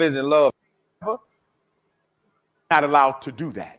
And so Skip was, well, don't share power with black people. So the minute Shannon wanted an equitable power sharing in the conversation on Undisputed, he had to go. Skip had to let him know, we are not partners. I'm the slave, you're the slave, and I'm the slave master. Shannon tried to break the code, change the power dynamic. white people don't do well with you changing power dynamics. Because at the end of the day, all they have is their white privilege over and above you. But with that being said, and I love my brother Shannon Sharp, I think he got a good heart. But until he stopped running around with them damn snow bunnies,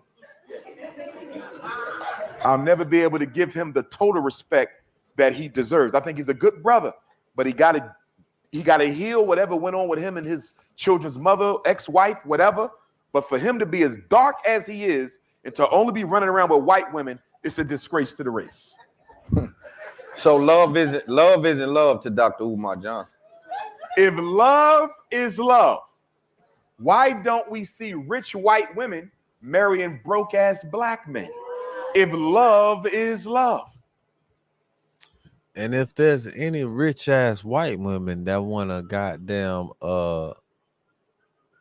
counter his argument, Home Inc. TV, y'all can get at me, Do It Capital on Instagram, fuck with me, hit my DM or something, goddamn, you know my number ain't hard to find if you're really looking for me.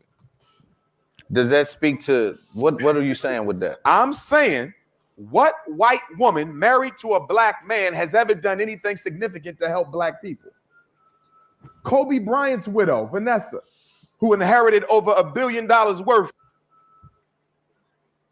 Damn, Umar, don't do this. Doc, don't do this, Doc.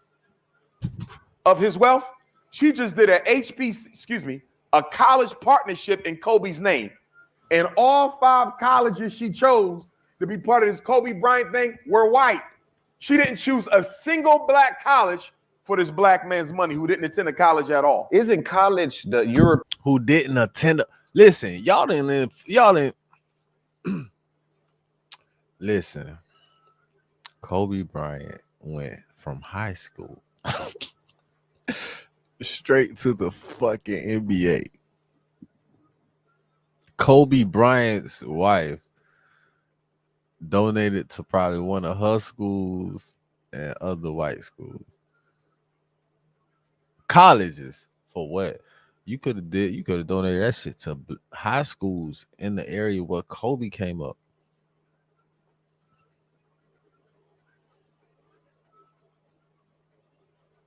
Damn. Another thing, you know that people, Kobe people, this shit had went through some shit, or whether his daddy died. R.I.P. Long live Bean and Kobe. Damn, bro, that shit's still fucking hard for me to even goddamn say, bro, because I'm a baller, bro. Kobe to fucking go out like that shit hurt me.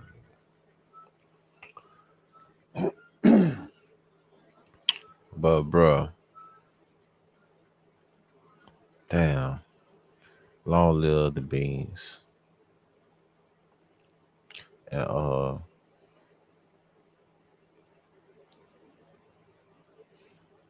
you never know what people do for people. So I just hope she did the right thing by goddamn his peoples, by them being his peoples. I don't even know what the fuck this nigga talking about no more. I just thought about that shit. He talking about the colleges. Yeah, I forgot. Okay. Damn. That shit's still hard to believe with Kobe, bro. I can't help. European power structure. So do we participate with it or not? Like at some points we hear, yo, get outside the power. And I'm just a fan of Kobe, bro. I'm just a fucking fan.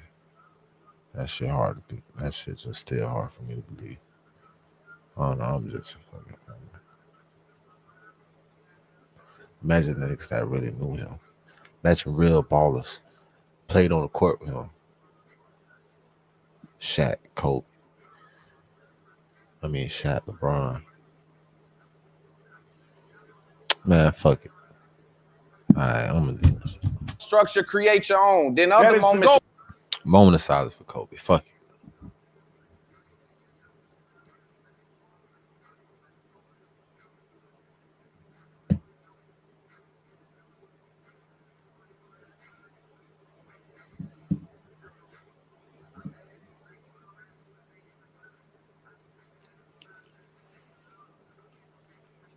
Long live the Black Mamba. All right. I'm finna get on 2K in a minute, too. widow, Vanessa, who inherited over $1 billion worth of his wealth, she just did a college partnership in Kobe's name. And all 5 colleges she chose to be part of this Kobe Bryant thing were white. She didn't choose a single black college for this black man's money who didn't attend a college at all. Isn't college the European power structure? So do we participate with it or not? Like at some points we hear, yo, get outside the power structure, create your own. Then other moments we hear, yo, you should have stayed at that HBCU in the white power structure because you still could have utilized it. But if you go to this other school, you're in the white power structure and you can do nothing. I'm confused as to why the power. Be confused. Okay, because he can't clarify. do anything in Boulder, Colorado. At Jackson State, he could have did a lot. What we're talking about is Kobe Bryant's widow taking this black man's money and not using any of it to support HBCUs. I know black people ain't supporting nothing with their money. Okay, so do I. But that wasn't the point. So it ain't about the skin color. It's about the intention. No, it is about skin color. It's always about race. It's black Everything in America is about race. It's black people that don't help black people. And I ain't been helped by. Because they've been taught not to help black people. Okay, so if that's and who taught them not to? And because niggas was brainwashed to hate their own motherfucking kind for 400 fucking years, it's in the DNA of niggas. That's what nigga trying to say. It's really in the DNA of niggas is why this shit be happening. But you want to bring up it's niggas that's not helping niggas, but it's because niggas is brainwashed and conditioned not to fucking help niggas, not to help each other. That's how they fucking wanted it, nigga. And you got everybody else around you working with their own people, fighting to keep it for their own people. Fathers fighting to keep they motherfucking daughters with the same race or whatever. Like, bitch, before they so-called brought our people from Africa, it was organized marriage, like arranged marriages type shit. Like, keep it within, like, still situation. It's a reason why dogs, mixed breed dogs, is called mutts. Who conditioned them not to help black? Still the same Who situation. trained them not to help black? There's a history to self-hatred. I'm not exempting black people, but any problem we got, if you don't start with a plantation analysis, you off base. Yeah, but at the end of the day, I'm telling you that it's not just being black that makes you contribute to the cause. And I think you're framing You it gotta like be black and conscious. Black so and all conscious. right. So you got black people with money that don't check the conscious box, that do nothing for the black community. That's true. So if we can't just say if you're black and in a position that you're gonna do something, but you can't scapegoat psychologically dysfunctional Negroes from the fact that they exist in a white racist power structure. The power structure is still the power structure, whether you commit it or not. That's and my the only point. way we're going to get black people to be focused on building their own institutions and systems is to build our own institutions and systems. That's what Dion could have helped us do at Jackson State. No, because but he chose Snow Bunny Boulder, Colorado. No. See, and this is where I just think you just tripped yourself up, because you're still telling Dion to participate in an HBCU system. Yes, I am. Okay, so there we are. You still in the, so how can you do something if the system is the system no matter where you go? This is the biggest secret of 2024, and they don't want you That's to know the thing about about this. getting If out you the get fucking injured system. in an accident, even as just a passenger, no one knows this, but you can turn that accident into tens of thousands. That's the thing about getting out the fucking system, nigga.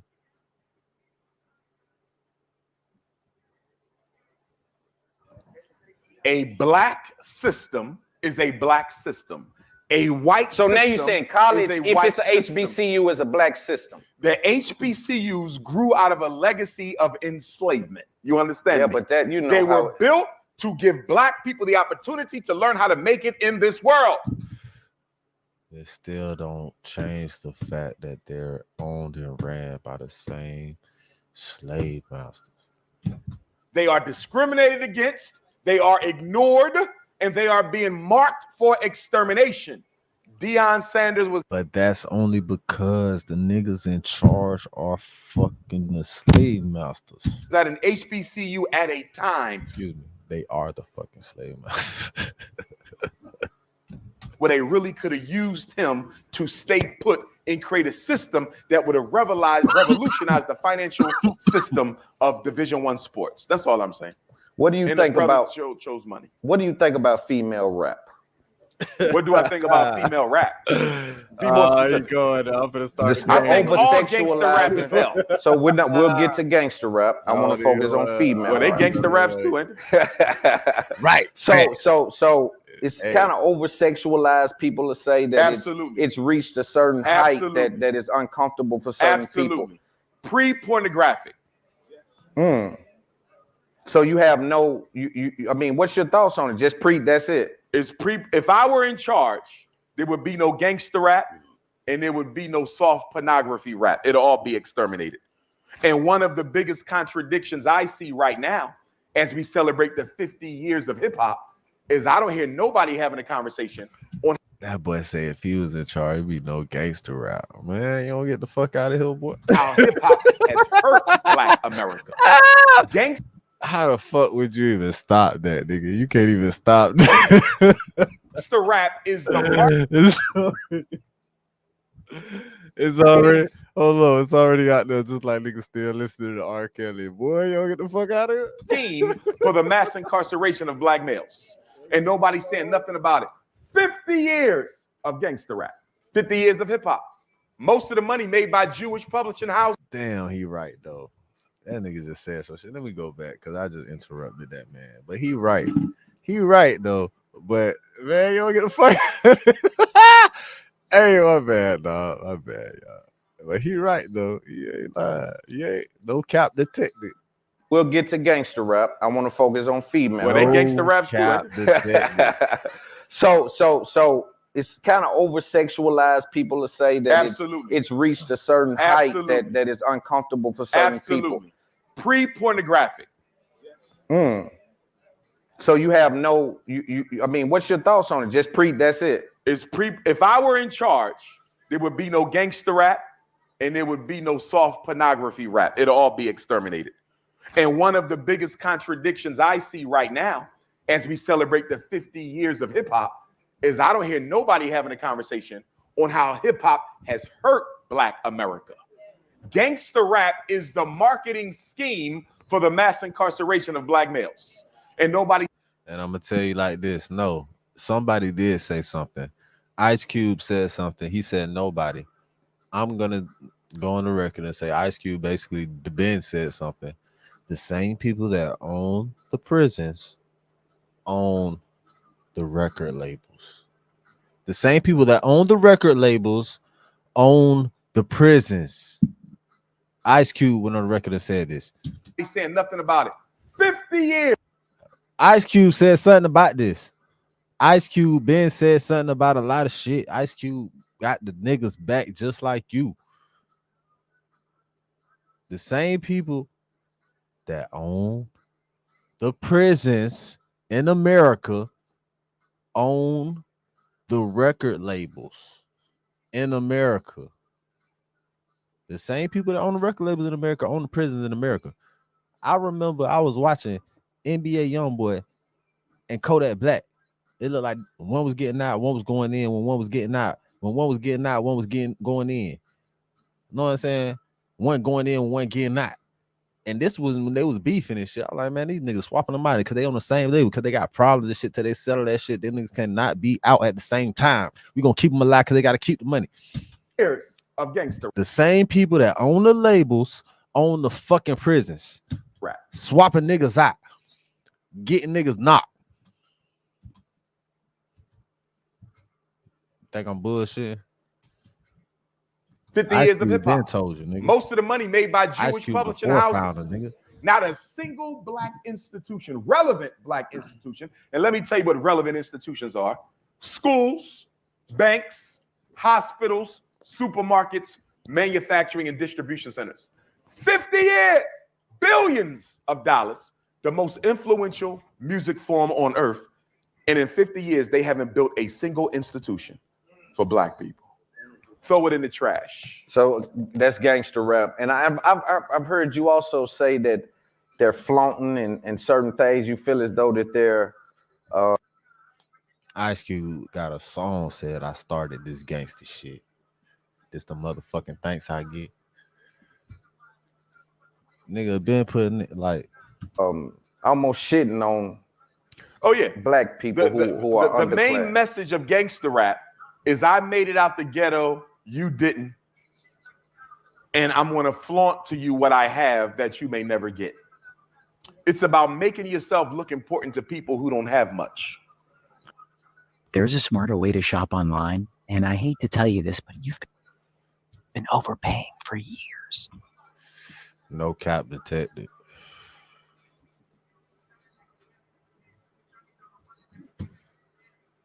Even on this ad, no cap detected. I wouldn't talk about this ad. But dividendsapparel.com, whatever you do, make sure you do it capital. Create a positive impact today and later. Fuck them haters. Get your paper straight like that. And remember, real niggas do what they want to do. Bitch niggas do what they can. Whole ass motherfuckers gonna talk about it, and fuck niggas gonna hate regardless. I promise you that. Now, by you, see, you made a lot of money off. Do you know you I made a lot of money off what? Yeah, I got you. Just hold what you got. Do you know that? Do you know that? Do you know that you've made a lot of money in like the motivational space? Do you know people view you as like some sort? They pull motivation from you. Do you not recognize? Of course, that? I'm the greatest black speaker on the planet right now. And okay, so when you say that, and let's hold off on some of that, Dr. Umar. We'll have to. No, just. But seriously, people look. But at I don't you, make much money from that. I make my money from. You get your brand visibility though from that. See, that's value that goes in different buckets, especially when you're building a brand. My credentials pay the bills, not the work for the people. No, bro, you can't tell me that, Umar. Don't do that. That's a fact. No, it's not. No, it's not a fact. Because there's a lot of school psychologists. It's a a lot of people with your attributes that don't make the kind of money you make. And if they did pay the bills, then you wouldn't take bookings the way you do. No. Okay. I'm not going to break down my bookings. Right. I'm just going to say that a lot of what I do in the community is done at zero cost. I don't charge a penny to go into the prisons. I don't charge a penny to go into the halfway houses. I don't charge Last a penny. time you've been to a prison or halfway house? About a month ago, last month. I don't charge a penny to go to Africa. How do you know what to charge for and what not to charge for? Well, because I'm a doctor, I can charge for everything that I do. But I'm saying I don't charge for anything when I leave the country. No. Yeah. I don't charge for anything when I work with vulnerable populations. So if one of them call me up right now and say, Dr. Umar, I work at the youth prison. Can you come down here to Nashville and speak to my boy? Sure, just cover the plane ticket. I'm not going to charge you a penny. I've never charged for those things. Right. So how do you know what to charge for and what not to charge for? If do you charge for because I don't charge for vulnerable populations. So if you are helping people help themselves, I'm not going to exploit that. I'm coming for free. Just get me there. That's it. Just get them now. Again, I want you to know that. And I didn't even charge for my speaking for the first 10 years. You know when I started to charge for my speaking? When it started taking me away. They say, nigga, hey man, I'm gonna do this shit on the house. I'm gonna do this shit on the strength, right? But you gotta pay the shipping and handling. hey, I'm gonna send you this little care package, right? I don't even want nothing from you, would it? Just you gotta pay that shipping and handling on a checkout on a website. Pay from my psychological services. And then I had to make. If you're making so much money on psychological services, why the hell am I gonna come speak for free? Or no, because I know what you're gonna pay to get me there. He ain't even say pay to get me back now. He ain't say to pay to get me back. I get you up. You get yourself back. Don't say this is about the mission. So I'm saying if I'm making so much money on the psychology, why the hell am I speaking for 10 years for free?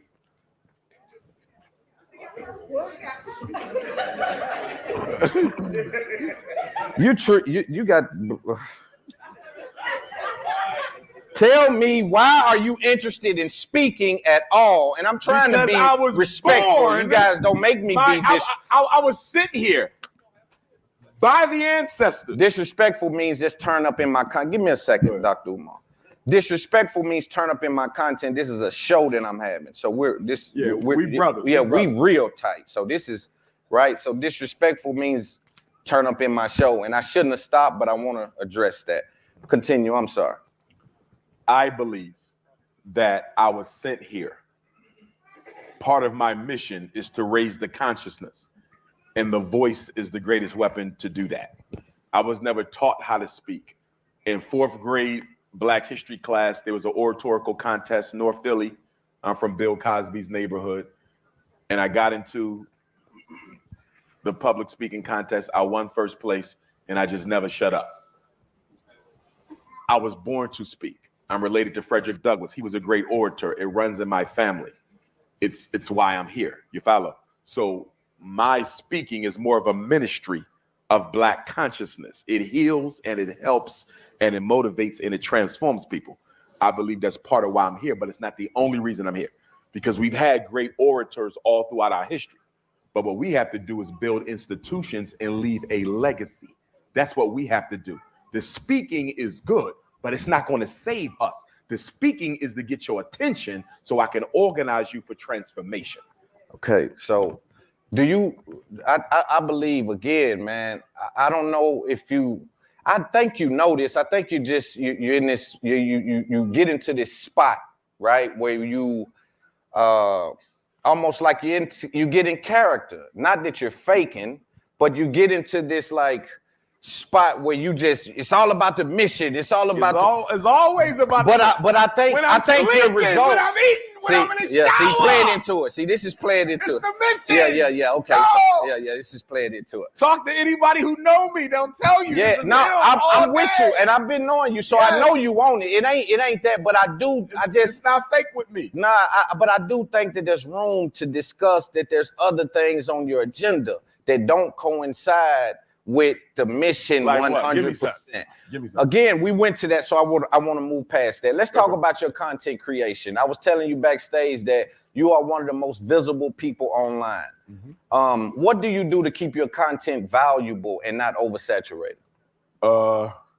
Nothing until the conversation we had. Now you're giving me things I need to think about based on our conversation we had earlier. You want to know the key to fixing and flipping? Don't fix and flip. Instead,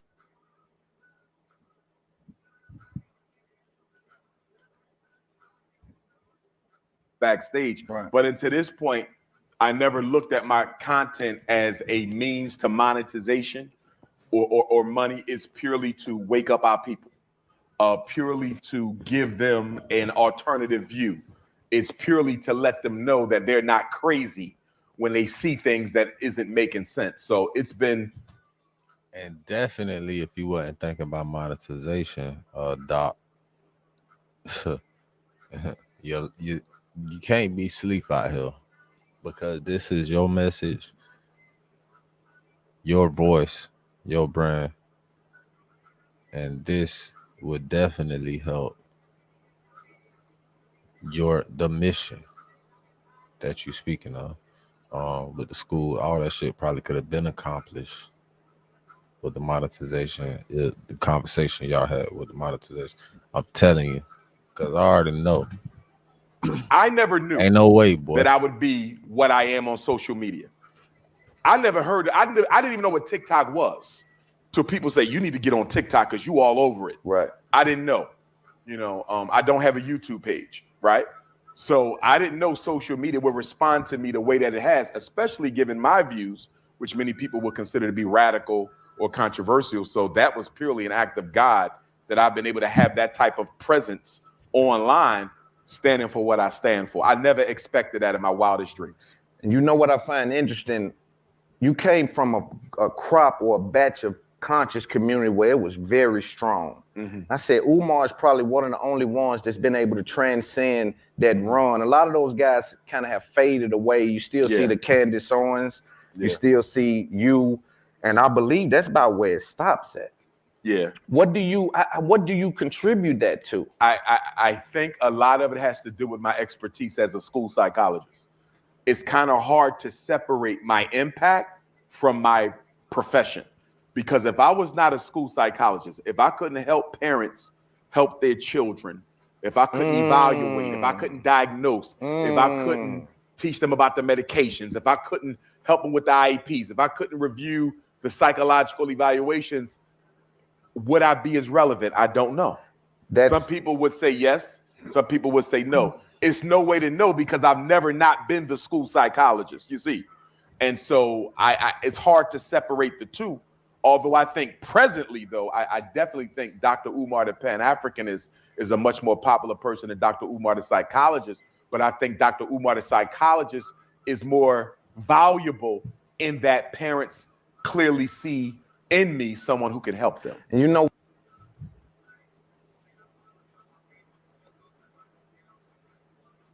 what I think it is, and this is old fashioned for anybody in content creating, it's like literally add value, whatever you're doing. And so I think with you really having a background in understanding the medicines and understanding psychology, I think that value did set you apart because a lot of people was just talking. Yes. When you get With in the no meat and expertise. you get in the meat and potatoes and you really understood. I remember you used to walk around with the big DSM-5 book. And so these kind of things, I think, made you kind of reign supreme in regards to those guys that laid there. It seemed like the talking just subsided. Yes. Just kind of went away. Yes. The documentary era was a boom for y'all. You still get paid for any of those things? Nah, I've never produced my own documentary. And the ones that I was in, I never really made anything off of those. That's what I was talking to you back, utilizing your own